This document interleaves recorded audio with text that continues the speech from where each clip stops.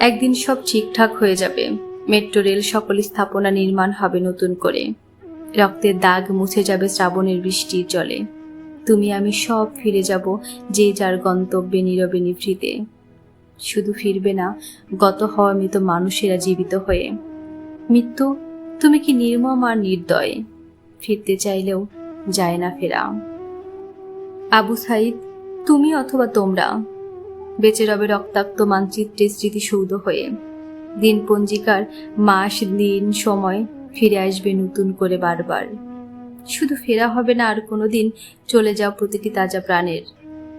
আমরাও ভুলে যাবে তো জীবনের ব্যস্ততার অজুহাতে সব।